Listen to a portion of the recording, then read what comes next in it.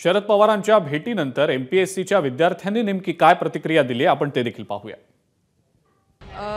आम्ही म्हणजे रोहित दादांनी आमची भेट घडवून दिली शरद पवार साहेबांसोबत। शरद पवार साहेबांना आम्ही आमच्या सर्व समस्या सांगितलं की काल काय झालं की नोटिफिकेशन आलं, पण नोटिफिकेशनमध्ये असं कुठेही मेन्शन केलेलं नाहीये की ज्याच्यासाठी आम्ही आंदोलन केलं होतं 258 जागांसाठी, तर त्या जागा येत्या 2024ची जी एक्झाम आहे त्यामध्येच ऍड होतील, हे कुठेही मेन्शन न केल्यामुळे आजही विद्यार्थी संभ्रमात आहे।